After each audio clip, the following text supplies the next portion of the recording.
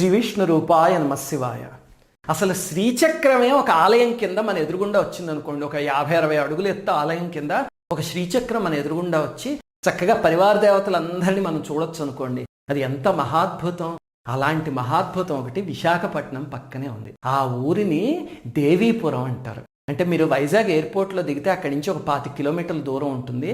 Anakapalli railway స్టేషన్లో దిగితే అక్కడి నుంచి 10 కిలోమీటర్ల దూరం అంతే. అద్భుతమైన ప్రదేశం. ఆ ప్రదేశంలో ఒక 50 అడుగులు ఎత్తు శ్రీచక్ర ఆలయం ఉందన్నమాట.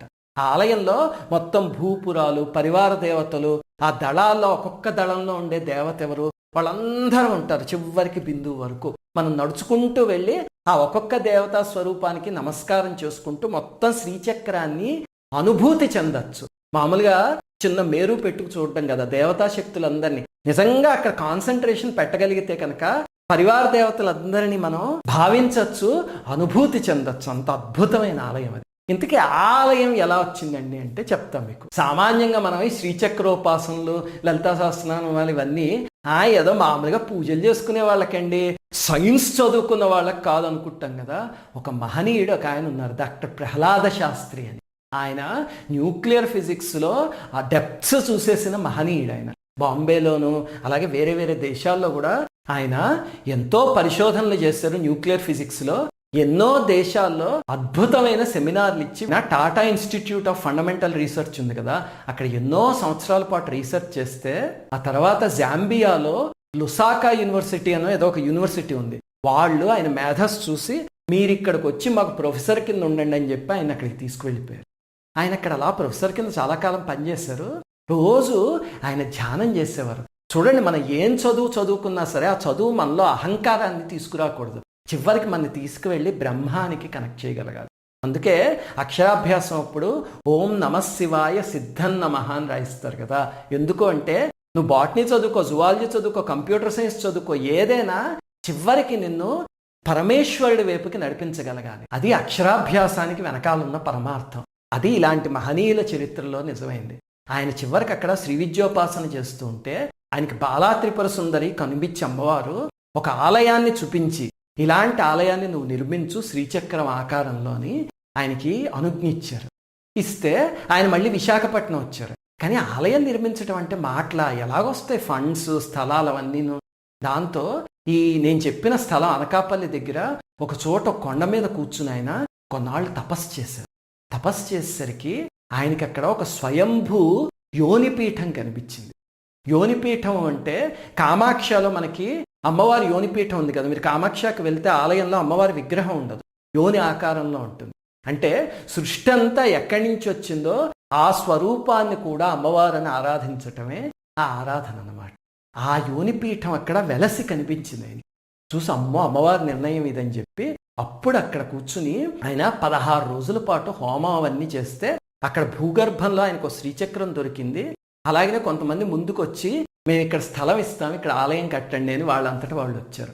అప్పుడు ఒక అద్భుతమైన ఆలయాన్ని నిర్మింపజేశారు అక్కడ.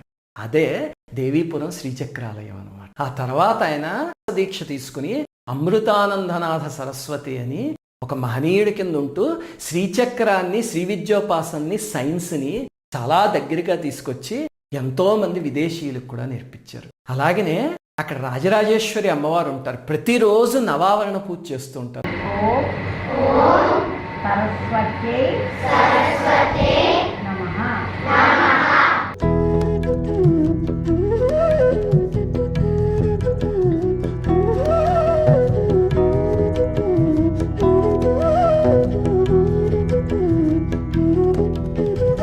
పూజ చాలా బాగుంది. కాళ్ళకు పసుపు రాశారు, పారాన్ని పెట్టారు. మాకు ఇక్కడ చాలా గిఫ్ట్స్ ఇచ్చారు.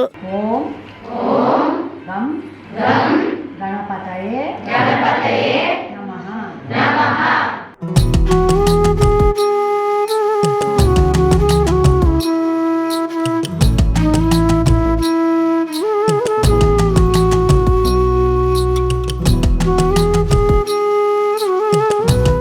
అందరూ దండం పెడుతున్నారు ఏంటా అని చాలా ఆశ్చర్యంగా ఉంది. ఎప్పుడు నేను వెళ్ళి పూజ చేసేదాన్నే కానీ నాకొకరు పూజ చేసి నా కాళ్ళకి దండం పెడుతుంటే చాలా బాగా అనిపించింది. ఈ పూజ ద్వారా నాకేమర్థమైందంటే ప్రతి స్త్రీ శక్తితో సమానమని తెలుసుకున్నాను. శ్రీమాత్రే నమః. శ్రీమాత్రే నమః. శివాయ గురవే నమః. శివాయ గురవే నమః.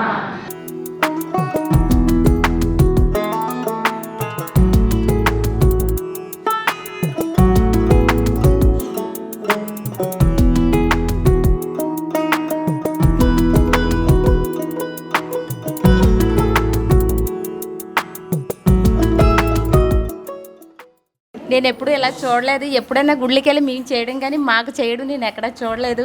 అమ్మ నాకు ఇంతటి అదృష్టాన్ని ఇచ్చినందుకు చాలా ఆనందంగా ఉంది. మేమే దేవతలుగా పూజిస్తున్నారు, చాలా హ్యాపీగా ఉంది. శ్రీమాత్రే నమః. శ్రీమాత్రే నమః. శివాయ గురవే నమః. శివాయ గురవే నమః.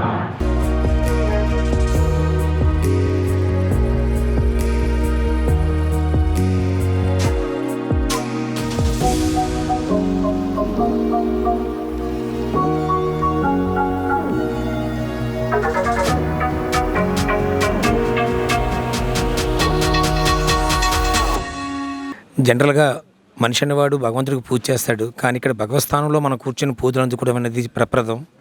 ఈ అనుభూతి నేను మాటల్లో చెప్పలేను. దంపతులు పూజ ఇలా చేయడం నేను ఎప్పుడు చూడలేదు. It is very good opportunity for me. Thank you very much. వివిధ దేవాలయాల్లో పూజలు చేస్తూ ఉంటాము, కానీ మొదటిసారి పూజ స్వీకరించినందుకు ఎంతో ఆనందంగా ఉంది. అలాగనే వాళ్ళు ఎంత సోషల్ సర్వీస్ చేస్తున్నారంటే మురికివాడల్లో పిల్లల్ని తీసుకొచ్చి అక్కడ ఒక రెసిడెన్షియల్ స్కూల్ కట్టి వాళ్ళకి అక్కడ అద్భుతమైన విద్య అందిస్తున్నారు. ఉచితమైన విద్య, ఎవరి దగ్గర రూపాయి కూడా తీసుకోరు.